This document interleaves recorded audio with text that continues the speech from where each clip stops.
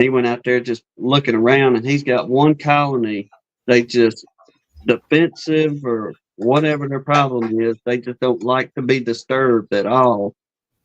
And he said, like I said, he talks kind of slow, but I just got to put it the way he does. He said, Timmy, he said, them bees tore me up, and I went running to the house.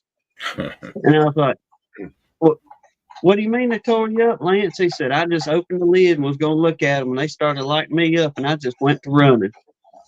And he said, I left lid and everything on. He said, a couple of hours later, I finally went back out there and put the lid on them. But they made him tuck tail and run.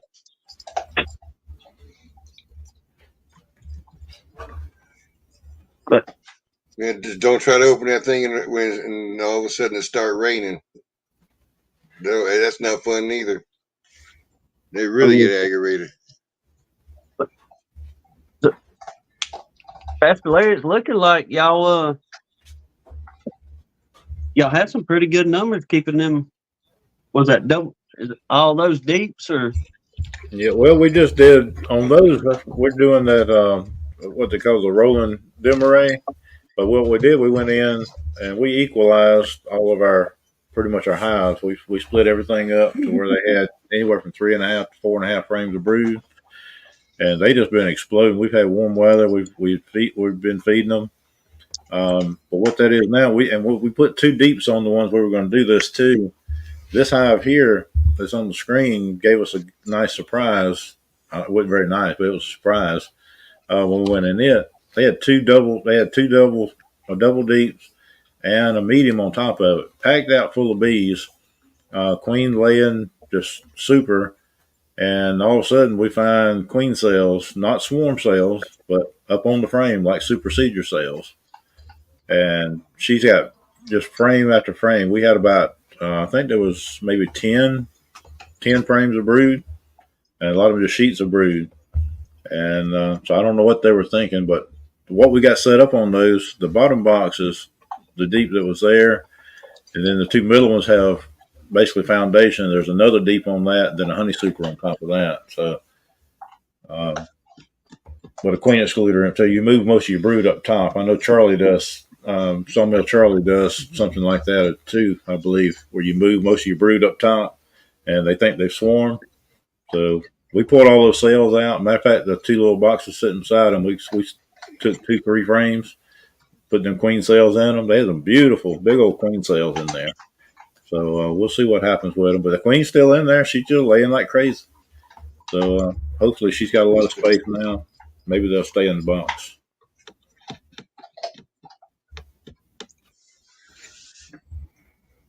Yay. Well, yeah, we appreciate you coming in, brother. How's things on the other side of the state there? Oh, we're doing all right.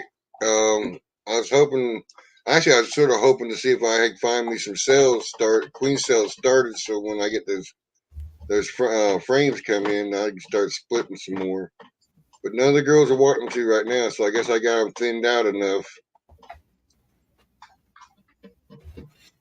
Well, so just for some info, I done some researching a little bit more on some things, but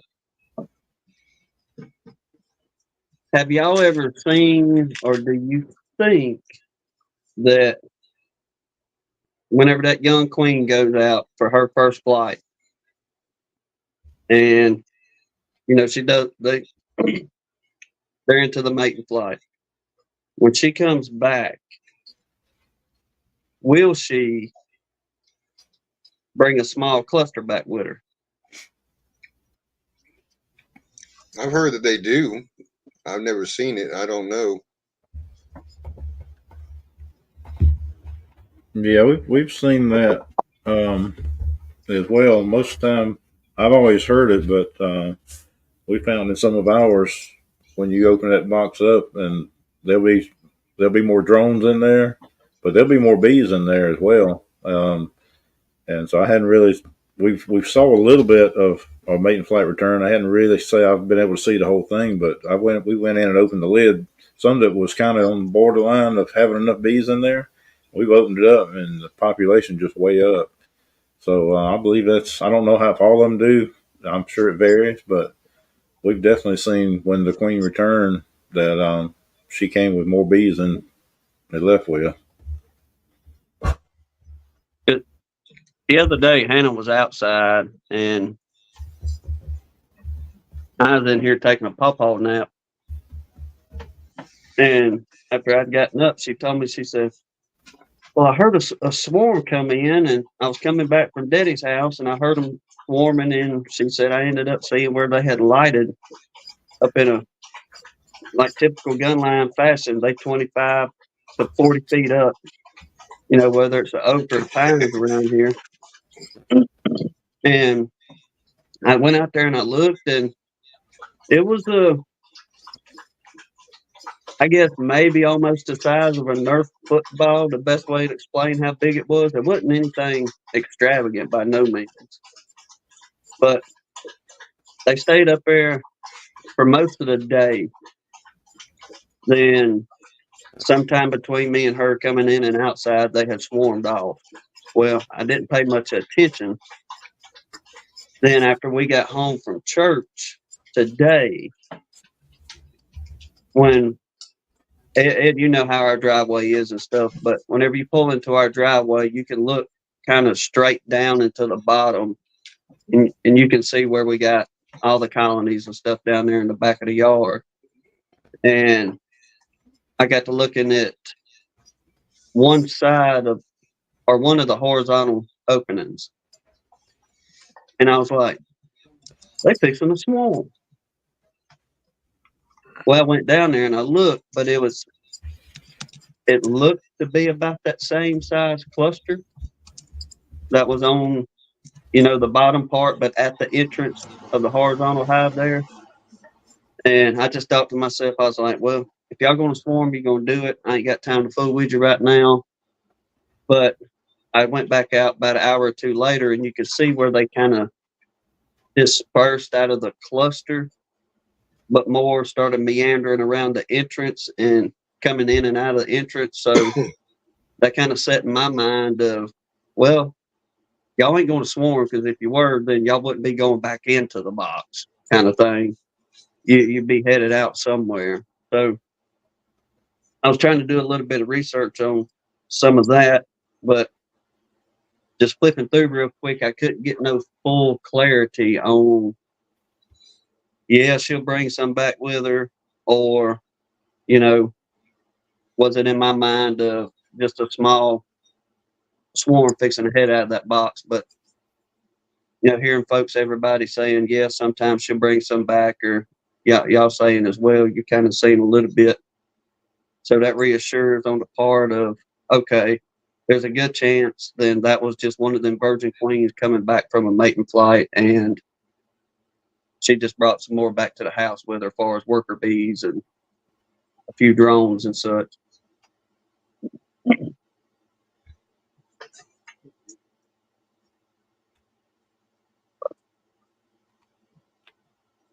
Well, I've got one. I took a video today, and for some reason it didn't finish all the way out. But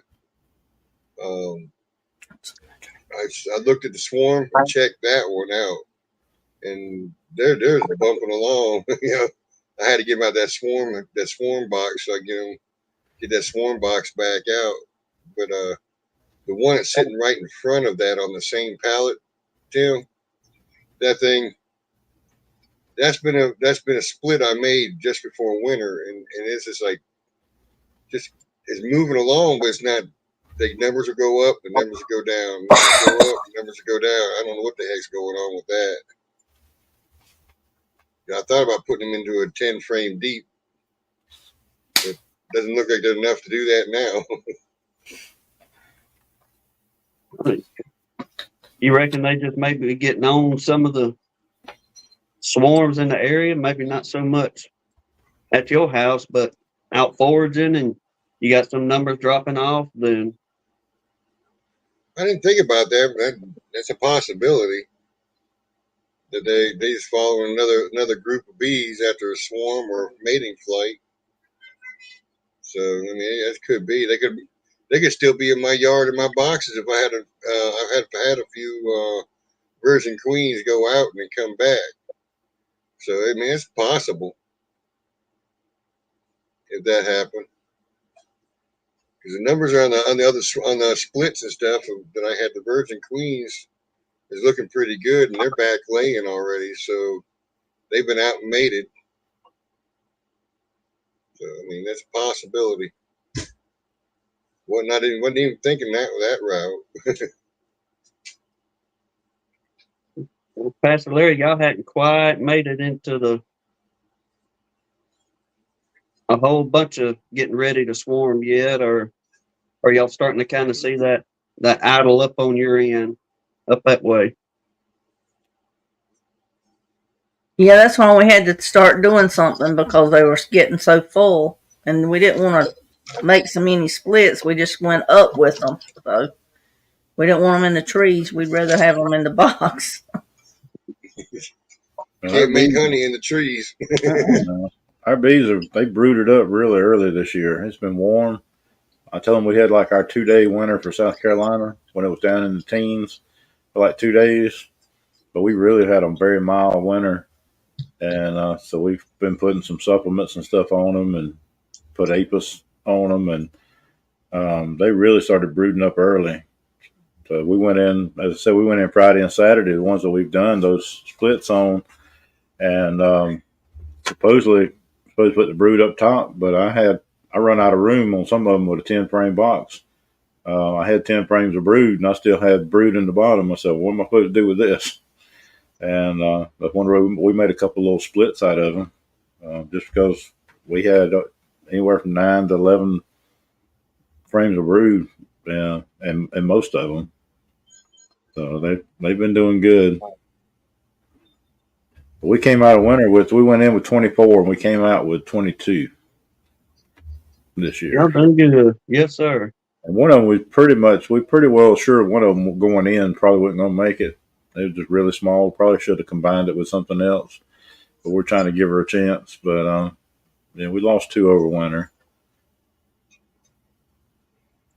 But they're kind of forcing us to make some splits now. We really hadn't planned on doing any this soon, but just like the one that surprised us with one of them had 3 or 4 cells on it. Then we had 2 frames that had a big cell, one each on it. And like I said, I don't know what they were thinking, but they were all well up on the frame at the top or either in the middle. Like it wasn't emergency because she's still in there laying good. So it looked like super procedure, but I don't know what they were thinking. One of the best laying queens we got. They're making sales, so. Yeah, you don't need to be going nowhere, little darling. No. Yeah. There's a lot of people. There's a lot of swarms around. Now we haven't had any to swarm. We got some traps out. We ain't caught any either, but there's a lot of them in this area that's been catching a lot of big swarms. They said. I know Hope's not too far from us. He's over in Rock Hill, and I saw a swarm that catch over there. Bob's a little over an hour south of us.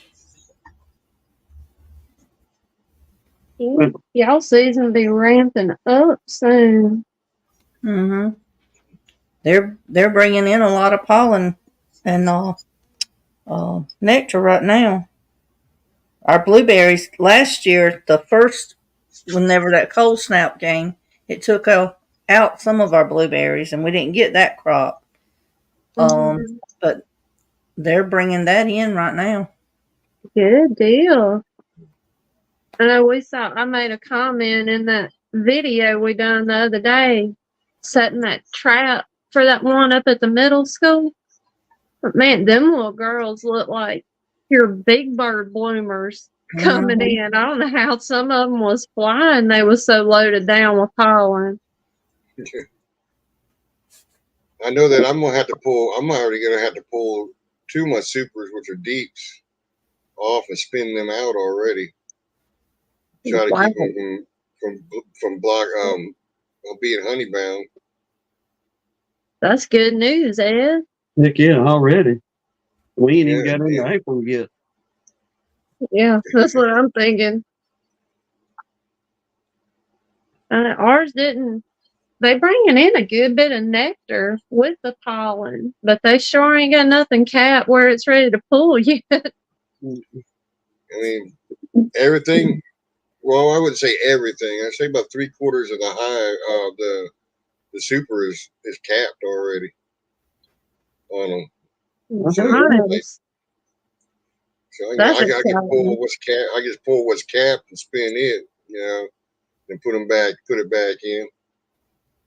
See, that's one thing that just drives me crazy. Like when Ed and I, we talk on the phone just like we do with many of y'all as well. But once again, by the way the crow flies, if you will,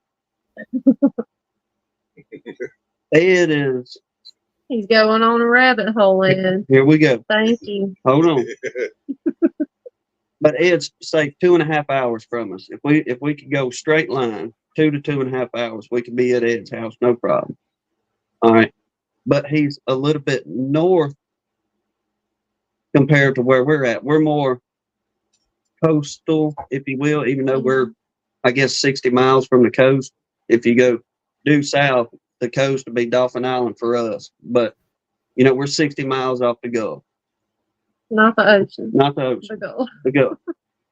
But Ed, you're probably what? I don't know, 80 to 100 miles from, say, a Florida beach. I'm an hour and a half at least from a Florida beach. All right. Mm. You being that a little bit north, you ramp up so much quicker than we do down around here. And once again, we're in a rural area for sure. A lot of woodland, buku, privet, blackberry, everything else in between kind of stuff to where we could start getting a nectar flow in. But, we're not even seeing them. We're seeing them backfill a good bit. Don't get us wrong, but we're not seeing them draw out real big and heavy. We're definitely not seeing any kind of being near honey bound, things of that nature yet. Now, the years pass, once we start getting it, which hopefully with the privet opening up, we'll get to them drawing out and capping and all that within the next 2 to 3 weeks. But it just drives me crazy how you're that much further north and you've got the resources too. Don't get me wrong on that end, but how in the world are you I don't ahead of know. us? I don't know. I mean, it just drives me crazy. Did you see? I don't know if you've seen the last video I just did, where I said didn't complete. While I was checking the swarm hive, I had two empty frames, deep frames in that box. One they hadn't even touched. The other one was just about complete built with no foundation. They built it was all natural cone, and they had it almost. The bottom wasn't tacked down. That's the only difference with it. I mean, and then everything else that they've got new wax all over everything in that box. So I don't know. Could be all the hot air from the people down in Florida talking junk. It just comes flowing up towards me, and it just keeps me warmer than you. I guess I don't know. I don't know. It's something. But I don't know. The way it's looking though, and hearing everybody else talking, that it's definitely going to be a better season for everybody all around. I believe, especially the ones of us down here on the coast, because how we got knocked back. And I went back and looked. I don't know if it was on your live or one of the lives the other day. And maybe it was Ricky's. That's what it was, Ricky and him live. But we were trying to figure out. Somebody mentioned when that cold front come in down here and messed everything up for the tallow and the privet and all that. And what I found, it was what I say, March 20th, around March 20th last year. Mm. and it got down. I don't know. It got down into the high 20s, which is really cold for us, in my opinion. And we had that wind chill of, 16 to 18 degrees. So that's some sure enough cold weather for us. Mm-hmm. But thankfully, this year we haven't had that big, heavy Arctic blast come in and really put us in a bind on that portion. But it sounded like with y'all too, Pastor Larry, y'all already seeing queen cells. Bob, he's showing every other day where he's pulling a swarm out now at different places up y'all's way too. So Mm-hmm. I think Bob's got cameras in different positions. It's the same swarm. This makes different videos, so it makes it look like you're not catching a lot of swarms. No, you I'm might just be joking doing about something. that. I'm just joking about that. Don't take me serious, guys. I'm just joking. Well, we'll still see if he's still watching. Yeah. But Yeah. well, Pastor Larry, are y'all looking to grow X amount of number of hives this year? Or y'all just trying to keep it at a minimum to where y'all can balance things well? Well, we really, I know we'll grow some. Of course, you don't know what the season holds. We like to keep nooks. We love. Last year we had several nooks. They make great resource hives. If you lose a queen, you got one you can go grab. If you need to frame a brood or eggs or something, you got one you can grab. And then, of course, toward the end of the year, we combine some and you have some losses. But as far as overall growth, we just kind of figured the natural growth. We hadn't really planned on splitting this early. We got 6 nooks, or either we got 2 3-frame mating nooks and 4 5-frames down there now. We didn't plan on that this early. Our focus this year was trying not to. Last year we didn't make much honey, but we went from 8 to 24 hives. We started with 8. We brought 8 through the winter the year before, and we took 24 into the winter this past year. And so they were constantly drawing comb. We didn't have comb put in them, and so we worked them hard splitting them, so they didn't have a chance to get very big. So most of our good 10-frame boxes, we decided this year to do our very best to leave them alone as much as possible. That's one reason we're doing the demo race split, to kind of give them that room without having to split them. But unfortunately, they've decided we're going to split some of them anyway. We've had to pull some out naturally, whether we wanted to or not. But that was kind of our goal, to focus on honey production this year out of what we have. Just put the majority of them as production hives, and then whatever grows on the side, whatever nooks and stuff we make, because I don't know where we'll go from beyond here. If we get to a place we might want to sell some along the way, but as of right now, we're just focusing on the honey. So we just really concentrating on keeping those bees in the box and seeing how much honey they will make if we don't keep messing with them, taking them out.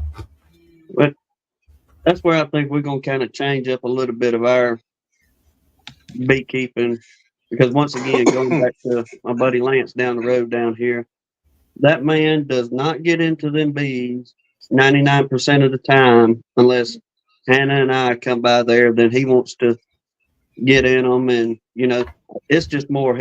He likes having company and folks to talk to, and he likes to get honey off of them. And that's about the extent of it, as far as beekeeping and with him and all. But with all that being said, we can tell a huge difference in his colonies. Cause like I said, he don't ever fool with them. He don't go in and do inspections, and he's not doing this and that, pulling frames and checking down in there, make sure whatever the case may be. And y'all, his boxes, or each colony that he's got over there, is just bowling with bees. Even coming out of winter into spring, they're just large numbers of bees in these boxes. And we're sitting here going, well, are we maybe kind of messing up going into them every week. Now, to a point, we have to keep an eye on the beetle situation. But once again, we go back to the peppermint extract and all that. That has slowed the number of beetles down a whole lot on our end. So we're really hoping that maybe we can find that balance of, well, we'll just keep hitting them with the peppermint extract and that little bit of eucalyptus, and pull frames when we need to. Pull a frame up, make sure the queen's still laying good.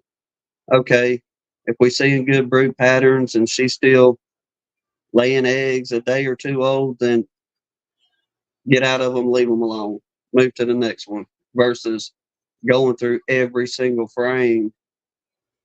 Is there the potential of we're just getting in them too much as far as pulling every single frame and disturbing whatever they got going on that end, because in the wild ain't nobody out there pulling frames and looking at them, and those colonies out in the wild are doing just fine. But it's just so hard not to get in them. I mean, you're And right. look at them. Yeah, I've got my calendar already, my book, and I've got it already lined up when they're supposed to be emerging, when I need to look at them so that I can confirm eggs. But you want to get in there before the time is, but you try to wait. I'm just not good at that, Miss James. I'm just No, not good at staying just a out. little peek. Just a little peek. Yeah. I think They might be 3 queens running around in there, and we can just get 2 more queens out. That's it. my first. I swear to God, I must have been in my hive the first year when I got the swarms. I mean, every day I've cracked the top and looked to see what's going on. I couldn't, because I only had 2 hives. So it's not like I had these few to work on and then some more to work on. Now I'm up to 16. I try to push everything out for a week, but I don't get into them. I still want to go crack them. During the winter, I'll walk by and I'll open them up, look inside, crack the top and look when it's on a warm day, because it doesn't get that cold here. So Yeah. and say, I mean, yeah, don't you get guys it got wrong. some in there. What was that? I was gonna say, anybody worrying about, are we gonna quit making videos, anything like that? No, don't worry about it on that end. But I don't think we're gonna dive in as deep as what we normally would. We can still take a peep and do inspection, but or we can. All right, we'll compromise. We'll set a couple colonies to where we don't mess with much. Then the other colonies, have at it. Do a comparison experiment. Yep, we'll do a comparison and see who does what and where. Y'all gonna see him on them videos slapping my hands like a kid. All right, Hannah, get out of them. Well, what we can do is where the spot is by the cherry tree, where we was gonna put nukes there. We can have them for the don't mess with me's. That's what we'll name them. Don't mess with me. Then we can have the gun line portion next door over there and pull every frame. Well, what happened to the story you read not long ago about the man that proved that the bees recognize you? I think my bees love me. They'd miss me if I don't get in them. I give up, people. I got an argument for everything. All right. Some more food for thought. This was brought to our attention by the coach that called us up there for the crap out at the school. Oh, that was interesting. Now, this is something I'd like to see a show of hands. If y'all see this, or do you think there's the potential 4 more swarms to come in because of this. But we know a lot of folks like wind chimes. And he said he's talked to several people up there in that community that it was one family in particular said every year they have swarm after swarm that comes up to their porch. But they have umpteen dozen wind chimes all over that porch. And he associated that with tanging. That was the first thought. Mm-hmm. That was my first thought when he said that. Do you think the wind chimes, ding, ding, ding, making all kind of noise, are drawing them swarms up to their porch, or is it just one of them coincidences that the swarms just so happen to come up to their porch all the time? Well, Robert just said bees don't hear sounds, but they feel vibrations. Okay, that makes sense with the wind chime Mm-hmm. and the tanging. There is no coincidences. You just got to figure out what it is causing it. And different wind chimes are different sizes too, and that makes a different sound. So, They were all different sizes. right, that's why I said it's a different vibration for them too. Mm-hmm.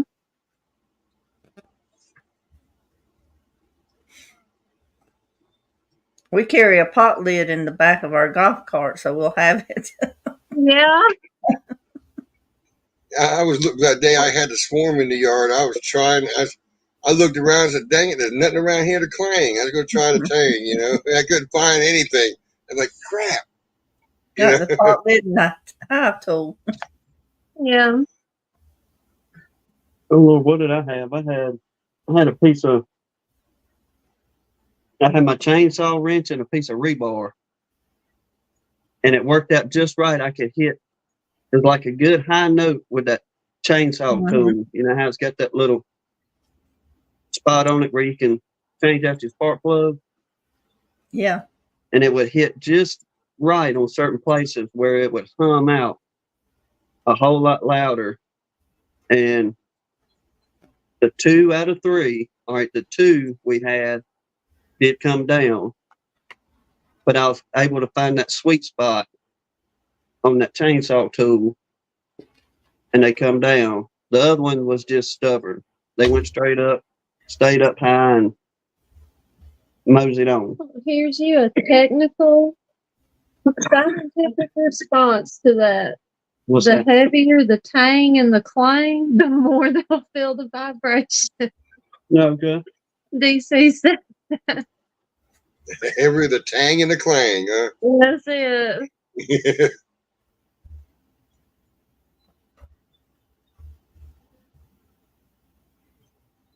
Well, there we go. We're getting some insight on it.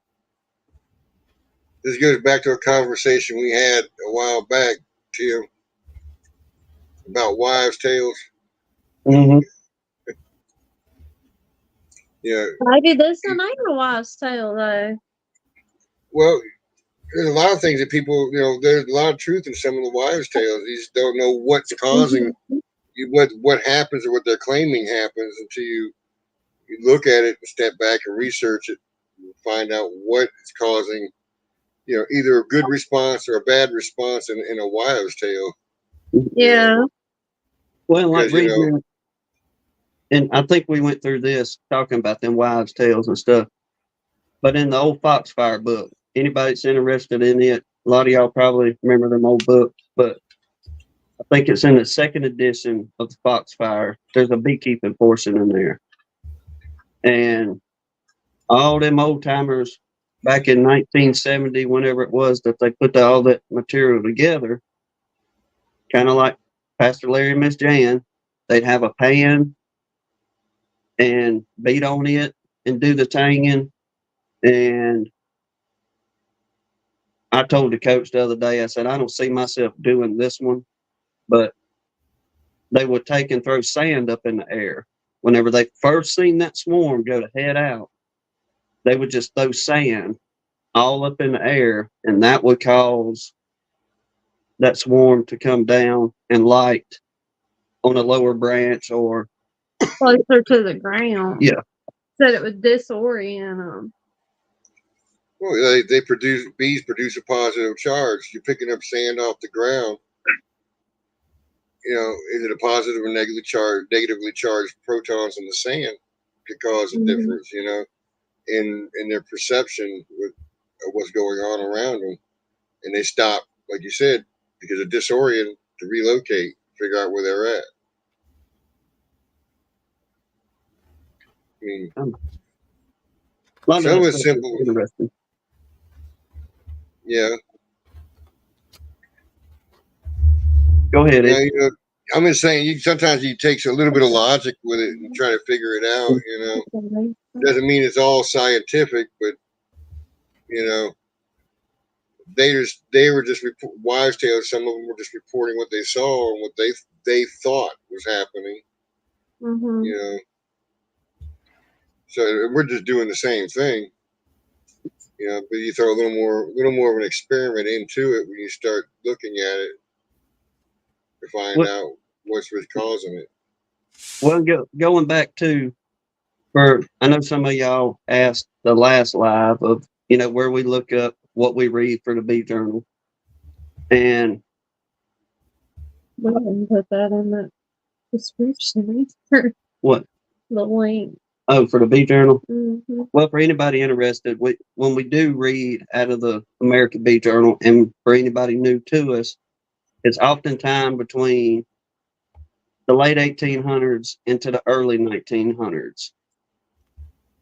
I just like to hear or read off how the folks did it way back when. We got a good idea of how everybody has been doing it between the last 40 years, we'll say. And you still have the constant, everybody's got an opinion on how it can be done, which I respect that, don't get me wrong. But if we go back 100 years and see how folks done it, because a lot of them old ways are forgotten about. And I don't know if you're still in here, but Mr. Mike Conley, me and him was talking about queens not too long ago on the telephone. And I think he said it was how Bob Benny replaces his queens each year to prevent the swarming. Okay. Well, trying to find something for tonight just in case, we had to chase a rabbit or something along those lines. I had that sitting to the side, but Mr. Henry Alley, and we've talked about him a couple of times about the Alley method of how he raised queens.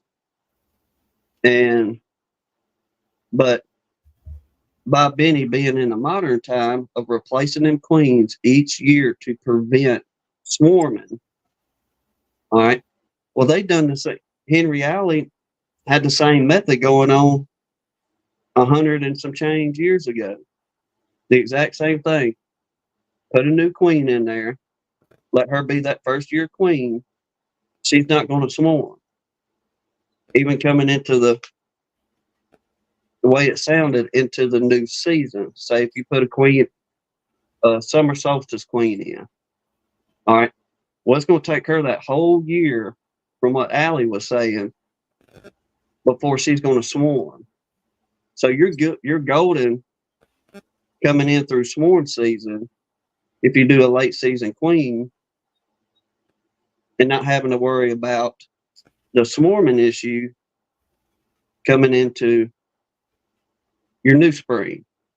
But if that queen is 2 to 3 years old, then that's where you're having to worry more of the swarming issues. The older that queen is, the more potential she's going to head out. But the younger she is, then you don't have that potential of swarming. But anybody interested in on that, Henry Alley wrote that book. I think it was 1880s whenever he done that. and it's under queen rearing. So if you go in Cornell University and you get to the American Bee Journal on it, once you get into the university search bar, just put, queen rearing. You may have to scroll down 2 or 3 of them, but it comes up to Henry Alley's book in there. And man, there was all kind of interesting stuff that man wrote down as far as actual queen rearing. When was the best time to start, getting ready to do queen cells if you was wanting to do raising your own queens? Well, he said he waited once you coming out. The way he looked at it is whenever you come out of winter and you start getting into that early spring portion, how he done his was whenever he seen them bringing in pollen real good. Once he seen them bringing the pollen in, then that's how he figured out, okay, it's time for me to start doing my queen rearing. And it's got the picture of all how he done it. They didn't do they didn't have the separate cells back then to do grafting and all that stuff set up like it is nowadays, but how they would get them bees to draw out separate cells, not to where the queen cells where, you have 2 or 3 of them bunched up together. And whenever they're like that, you can't cut them apart without destroying at least 1 or 2 of them or all of them in that case. But his method of doing that was just real interesting. And these people would raise hundreds of queens. Then it got into how he turned it into a business and figuring out the best ways of doing that. And what was I telling you? It's like something like the mini mating newt is what it sounded like he built. Mm-hmm. And he would build these small little boxes, and all it sounded like is just little mini mating newt boxes. But he would take his mother queen, and he said he often used the biggest and the brightest queen, and oftentimes he would try to look for the best working that brought honey in on top of the most calm bunch that he had, because he's like the rest of us back then. He wanted nice sweet bees, if you will. But he would go through and find them queens, and he specified several different times in that book of how he wanted a good looking healthy girl, but more so a bright queen. Now I didn't finish the book to understand why he was going after so much of a brighter color versus then one that's got more black and yellow stripes, or ones that's real dark, almost a black looking queen or what. But apparently his target goal was bright colors. What did Mr. Mark call his in his video the other day? A root beer queen? I think so, yeah. I got a kick out of that one.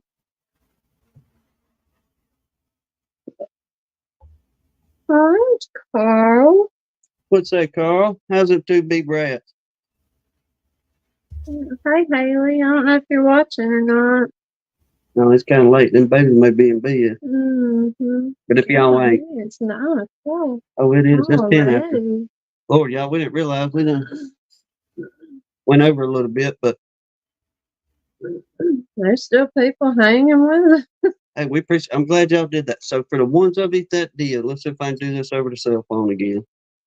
The membership. Well, guys, I am going to cut it off, head off tonight, guys. I appreciate it. Thank you, Pastor Larry, Tim and Hanna. Thanks for dropping in, man. I'll see you guys this week, or talk to you this week, and then see you this weekend on lives. We Talk to you later. coming back. It's the last month. We can burn them up. So tell them what we're doing. Now do this. Yeah, buttons in typical buttons fashion. Way behind. He forgot what he was going to do. But we figured out YouTube will let you gift so many memberships a month. And today's the last Sunday of the month. So he was going to give the other ones away tonight. So we got And now 5 he's more. scrambling. Y'all don't go anywhere yet. For the ones of you that hung out with us the whole time, hopefully the computer or whatever, however it picks y'all, I guess make sure that you're able to Better start hitting buttons. make sure you're able to receive memberships on your side over there. Man, I know, Danae. I was just about to the point pop his hand like a kid. Quit hitting buttons on this machine while I'm trying to work it here. What's that? She said, yeah, I seen him hitting buttons on the endoscope camera. I'll tell y'all this real quick too. Somebody asked me about that in the comments. I think it was Mr. Dennis Barney. But About this, what kind it was? well, no, that was Mr. Lewis. Mr. Yeah. David Lewis was asking what type it was.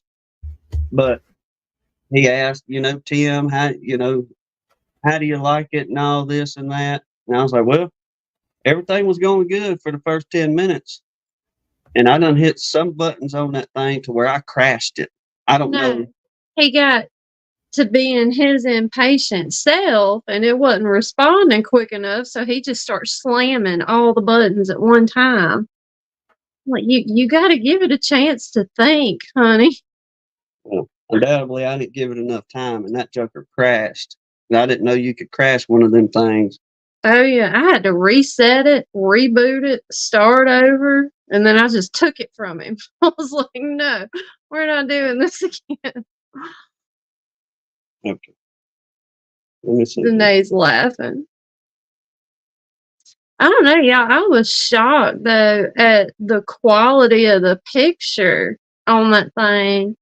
I know it probably wasn't showing up real well on the camera, like the phone camera, but that little dude had a really clear picture. Oh, yeah. That was Hit the buttons. it was much better than what we thought that puppy was going to be. Yeah. So I'm going to put the link in the description for anybody that wants to see what we got. But best of luck to you on these memberships, y'all. And while it's doing its thing.